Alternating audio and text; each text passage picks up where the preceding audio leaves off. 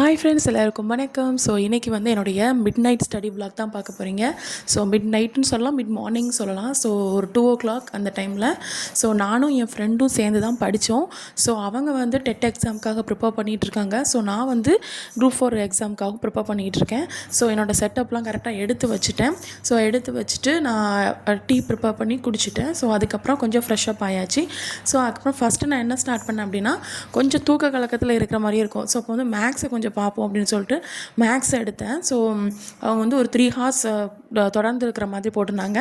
So அதில் ஒரு 1 hour மட்டும் கம்ப்ளீட் பண்ணேன். ஸோ அதுக்கப்புறம் என்ன, ரீசனிங் கிளாஸ் வந்து இந்த வீக்குக்கான இருக்கும்ல. ஸோ அதில் வந்து ஆல்ரெடி ஒன்று முடிச்சிட்டேன். ஸோ இன்னொன்று வந்து அகெயின் முடித்தேன். ஸோ 5 sums வரும். ஸோ அதை வந்து ஒன் பை ஒன்னாக போட்டு பார்த்துட்டு இருந்தேன். ஸோ நான் வந்து பர்சன்டேஜ் வந்து டாபிக் கொடுத்ததை வந்து நான் எப்படி எழுதியிருக்கேன் அப்படின்னா, ஸ்லேட்டில் அப்புறம் செவுத்தில் இந்த மாதிரி இதெல்லாம் எழுதி பார்த்துட்டு இருந்தேன். ஸோ நான் ரீசனிங் கிளாஸ் வந்து ஆல்ரெடி ஒரு நோட்டில் எழுதி வச்சுருக்கிறேன். பட் அந்த எனக்கு வந்து எப்படின்னா, ஒரு தடவை அந்த நோட்டில் எழுதி வச்சிட்டேன் அப்படின்னா அந்த நோட்டை நான் மறுபடியும் பார்க்க மாட்டேன்.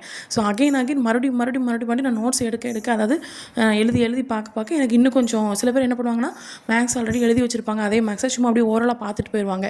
ஸோ அது வந்து செட் ஆகாது. எனக்கு வந்து எப்படின்னா, நான் இப்போ அந்த சம்ஸ் ஒரு 10 sums ஆல்ரெடி வேறு ஒரு நோட்டில், இப்போ கிருஷோபா இருக்குன்னா 500 sums ஆல்ரெடி அந்த நோட்டில் எழுதியிருந்தேன்னா, ஸோ அதே இதை நான் மறுபடியும் வேறு நோட்டில் நான் எழுதி பார்ப்பேன், நீட்டாக எழுதி பார்ப்பேன். ஸோ அதுக்கு வந்து நீட்னஸாகவும் இருக்கும். ஸோ வந்து நான் எழுதி பார்க்கறதுக்கு எனக்கு கொஞ்சம் ஒரு பர்ஃபெக்டாக இருக்கிற மாதிரி இருக்கும். ஸோ அதுக்கப்புறம் மறுபடியும் ஒரு டீ குடிச்சிட்டு அதுக்கப்புறம் கொஞ்சம் அப்படி நடந்துக்கிட்டே படித்தேன். ஏன்னா நம்ம வந்து ஒரே இடத்துல உட்காந்து படித்தா கால் ரொம்ப வலிக்கும், பேக் பெயின் ரொம்ப வந்துடும். ஸோ அதனால் என்ன கொஞ்சம் நேரம் நடந்துட்டு படிச்சுட்டு இருந்தேன். ஸோ கரண்ட் அவர்ஸ் தான் படிச்சுட்டு இருந்தேன். 5 pages வந்து மட்டும் படித்தேன். ஸோ அதுக்கப்புறம் என்னால் படிக்க முடியல. ஸோ என் ஃப்ரெண்டும் அவன் சொல்லிட்டு, நான் தூக்கம் வருது, நான் தூங்க போகிறேன் ஒரு 1 hour அப்படின்னா வந்து நானும் வந்து எடுத்தேன். ஸோ ஒரு 5-10 அந்த மாதிரி டைமில் நான் படித்தேன். 5 அதுக்குள்ளே டைம் ஆகிடுச்சு. ஸோ மார்னிங் வந்து அதுக்கப்புறம் கொஞ்சம் லேட்டாக இருந்துச்சு. அதுக்கப்புறம் சமையல்லாம் பண்ணி முடிச்சுட்டு, ஸோ நான் லேட்டாக தான் சமையல் பண்ணி முடித்தேன். ஸோ ஒர்க்கு கொஞ்சம் டிலே ஆகிடுச்சு. ஸோ நெக்ஸ்ட் டைம் வந்து என்ன பண்ணால், நம்ம வந்து நைட் ஸ்டடி டைம் வந்து மாற்றிக்கலாம் அப்படின்னு சொல்லி நாங்கள் 2 பேரும் பிளான் போட்டோம்.